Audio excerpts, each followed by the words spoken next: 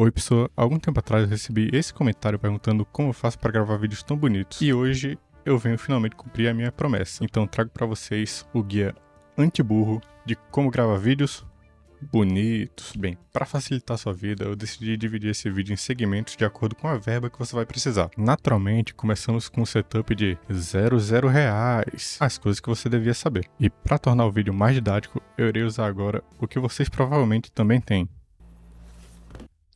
o celular. Como vocês podem perceber, a qualidade piorou bastante. Uma coisa simples que você pode fazer para resolver pelo menos esse áudio é aproximar o microfone da sua boca. Nesse caso, como é o próprio celular,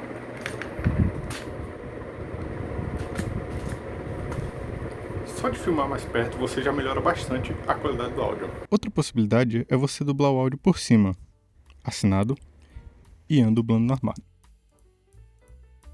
Agora, voltando à primeira opção, como você pode perceber, o áudio ele ainda não é bom o suficiente.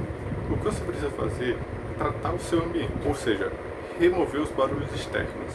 Então, feche sua janela, sua porta e, eu sei que isso é ruim, desligue seu ventilador. Tudo pelo melhor áudio. Com tudo isso feito, você pode ainda estar sofrendo problema com o eco. Para resolver o eco, você precisa fazer com que o som não tabele nas superfícies planas. Como você evita isso? Prende almofada, lençol, cortina nas paredes lisas do seu quarto, coloca um tapete no chão. Esse tipo de coisa vai ajudar bastante. Bem, e eu não sei se vocês perceberam, mas estou gravando de madrugada, que é um bom jeito de você ter um ambiente mais silencioso, sem ruído. A imagem não vai ficar tão boa. Por quê? Porque a iluminação que eu tenho é somente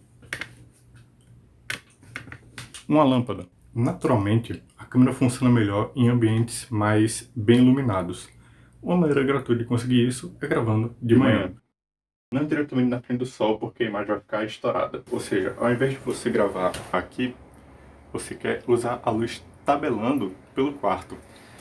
Ou seja, se você tiver a decência e a boa vontade de só se mover um pouquinho para o lado, para algum canto onde a luz tabele, a qualidade vai ficar bem melhor, porque a luz vai ficar mais suave. Ok, agora para você conseguir gravar vídeos mais bonitos, você precisa entender como as câmeras funcionam.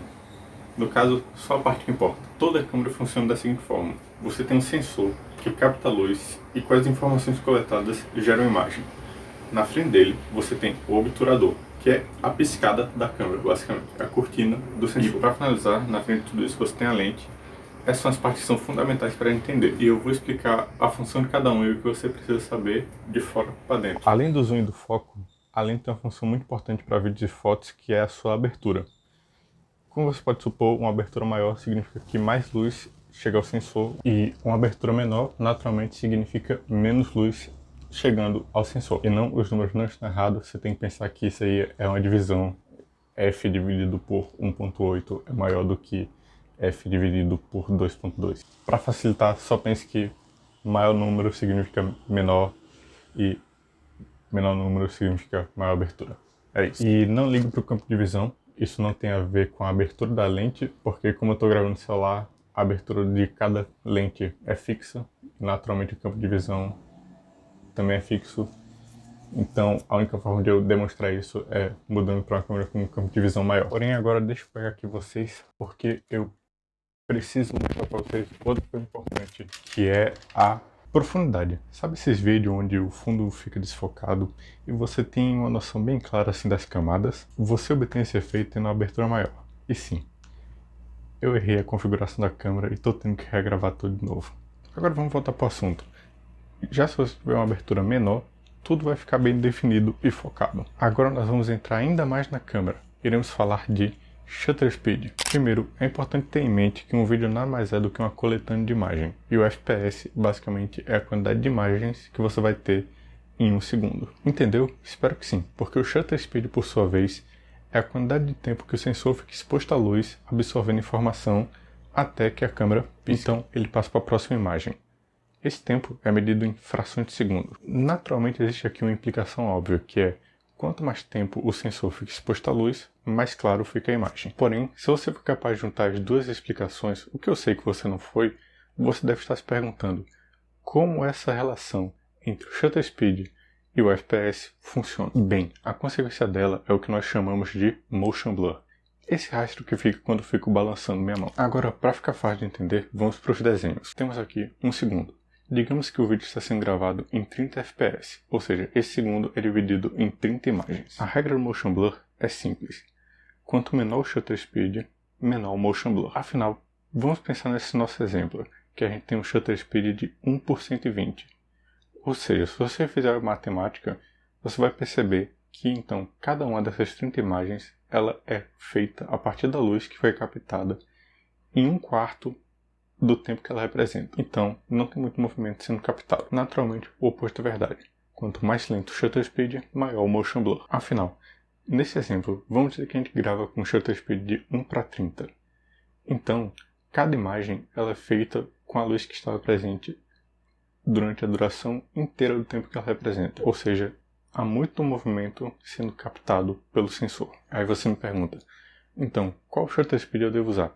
A regra de ouro que é utilizada no cinema é que você deve usar o dobro do FPS. Ou seja, se você grava em 30 fps, 1 por 60. Se você grava em 24 fps, 1 por 48 é o seu shutter speed. Por que disso? Porque, em teoria, é o que traz o motion blur mais natural. Agora, para a nossa última parada. O sensor. A gente vai falar especificamente do ISO, porém, antes de tudo, é importante saber como funciona o sensor. Só a parte relevante. O sensor nada mais é do que um aparelho que converte luz em informação. De que forma? Ele divide o seu espaço em pixels. Um pixel ele contém informação sobre a luminosidade e as cores dentro de um espaço específico do sensor. Uma imagem nada mais é do que a junção de milhões de pixels. O ISO, por sua vez, é como se fosse um ganho artificial da luminosidade. O que isso quer dizer?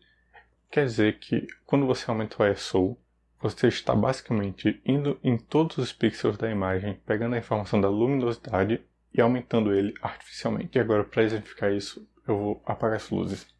Como dá para perceber, a imagem está bem escura. Então, vamos aumentar o ISO para tornar as coisas mais visíveis.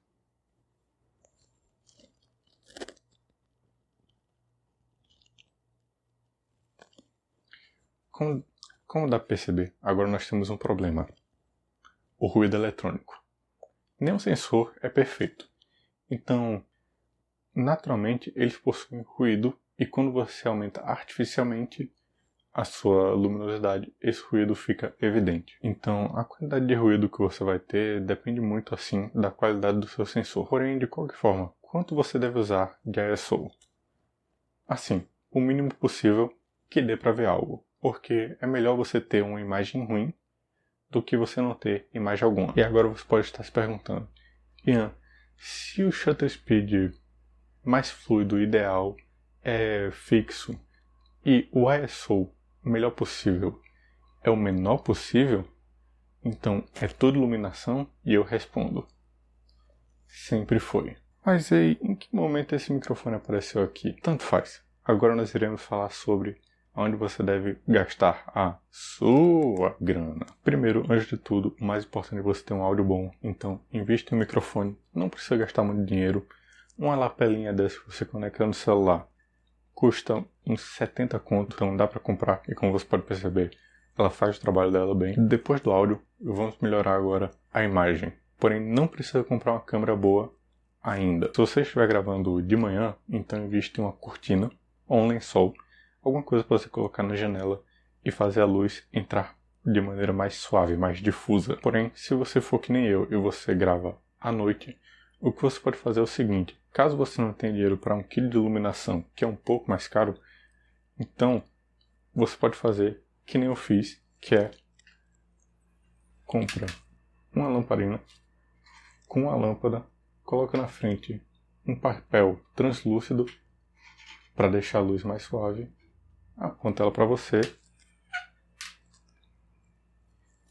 e assim você deve ficar com a luz melhor. Caso você não tenha um papel translúcido de bobeira, você pode usar papel manteiga, papel sei lá o que, qualquer papel que seja fininho e a luz consiga passar por ele tranquilamente, tá bom. E assim você vai ficar com uma pele sedosa, gostosa, é importante. Aí depois disso, vá fazendo seus vídeos, junte uma grana, compre um PC, um celular que permita você editar os vídeos sem perrengue, permita você usar, se você for do TikTok, usar os efeitos que você quiser, fazer os vídeos mais complexos, com mais corte, com mais imagem e por aí vai. E aí não tem mistério, depois disso você compra um microfone melhor. Depois disso você pode investir em uma câmera melhor. E basicamente você vai melhorando pouco a pouco, repetindo esse ciclo. Eu não vou falar sobre essa parte de edição, roteiro. Eu posso fazer um vídeo depois se vocês quiserem. Porém, é isso. Eu espero que essas informações te ajudem. Beijos, tchau. E como sempre, siga, é grátis.